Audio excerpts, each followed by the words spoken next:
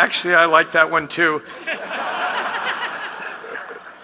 As a result of Blackstone's success, I find some of the things I say get a lot more scrutiny than they used to. And sometimes I say things I wish I could take back. I was talking to Chuck Schumer about this, lamenting how a bad analogy can get in the way of a good argument. I said, Chuck, you know, sometimes I'm my own worst enemy. Chuck looked me squarely in the eye and said, no, you're not. But through Blackstone's growth and successes, I've remained a regular down-to-earth guy. For example, like a lot of folks, if I want a book, I'll go to my local library, check out the book, and leave my name carved into marble at the entrances to the building.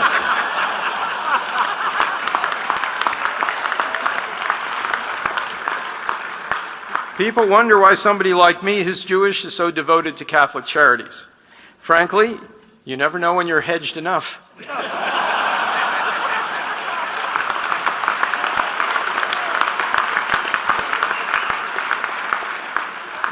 For example, you might catch me next week speaking at a dinner at the Baha'i Temple. There's another reason I'm supportive of Catholic organizations. I'm actually trying to arrange a merger. You heard me right, a merger of Judaism and Catholicism, not a hostile takeover.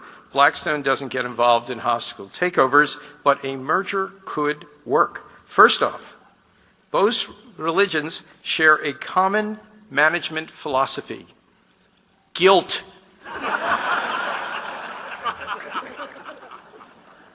Sure, my mother liked that one. There are also areas for market expansion. For example, I believe the Catholics could help the Jews find something better to drink than Manischewitz. Meanwhile, if the Jews can figure out how to make matzah round, I think we can get a great monopoly position on communion wafers. Together, we can be much more efficient in our use of fixed assets. Catholics use your facilities on Sunday, we use them on Saturday, and in terms of wardrobe, the Cardinal is already wearing a yarmulke.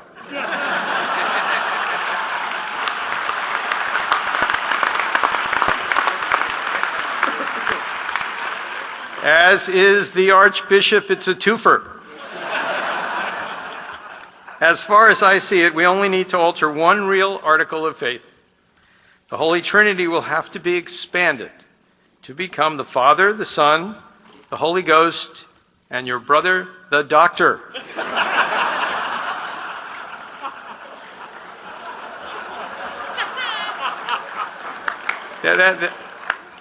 That joke was actually funnier before Obamacare. You knew it was coming. If I could turn serious here for a minute, I do want to talk about the challenges of today. As I see it, there really are two narratives that run through our nation's history. One is that this is a country that is built on rugged individualism, individual effort, individual work, and individual ingenuity. The other school of thought is that our greatness rests on collective action, our ability to come together and build great public institutions, schools and libraries, police and fire departments, and regulatory bodies that keep our air and water clean. Having served in the Army Reserves, I'm proud of what our country can do when we come together to keep our citizens safe and secure. The division between the individual and collective schools of thought is not always fully reconcilable. But I do believe that those ideas are mutually exclusive either.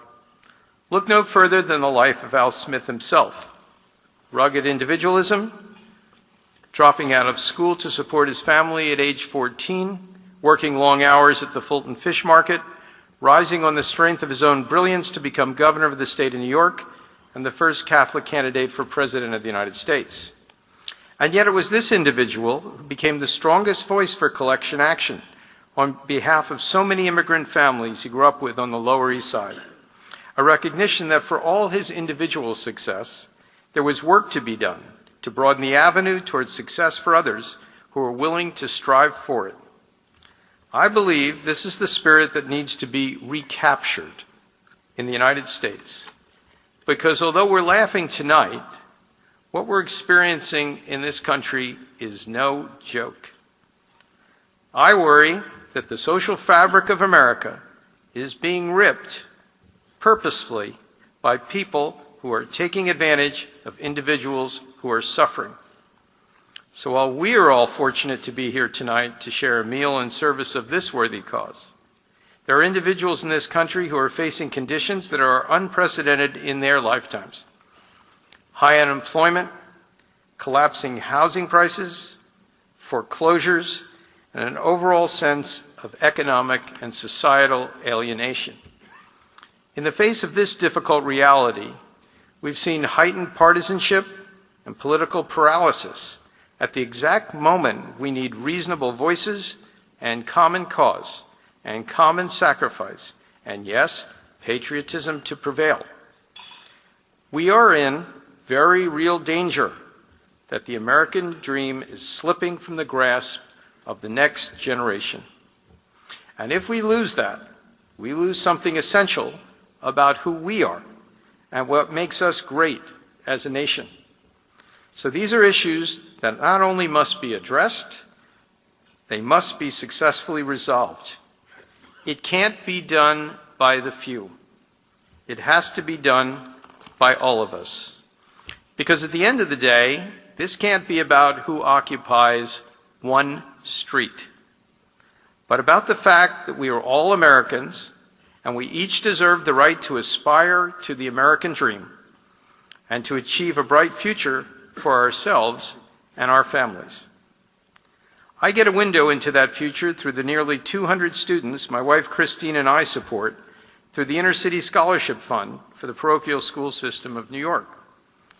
We see the students' report cards and what their teachers say about them, and we write to these kids, noting where they need to focus, asking if there are areas where they need more help. It's a reminder that someone's paying attention to them. In return, they write back. One fifth grader wrote that his wish for the holidays was to get new history books about Japan and China at, and I'm quoting, a bookstore called Borders. I didn't really have the heart to tell him what happened to Borders. Part of why I'm so supportive of Catholic schools is because I believe Catholic schools exemplify the best of those two trends in our country. We expect students to excel as individuals. We expect individual families to support their children's education, even if it just involves a relatively small amount of money, but an important amount to them.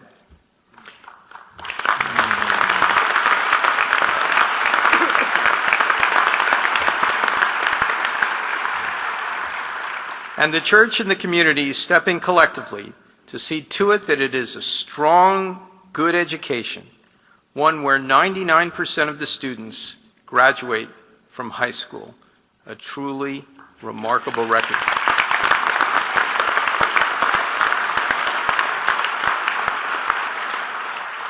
For those who aren't familiar, over half of these kids are from families that are below the poverty line. Over half of them are minorities, and over half of them are not Catholics. This is a remarkable system that the diocese runs.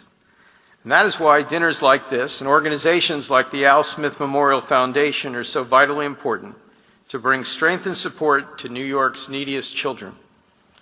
In closing, let me just say that my wife thought the best joke of the evening occurred when you invited me to speak. Thank you for the opportunity to prove her correct. Thank you.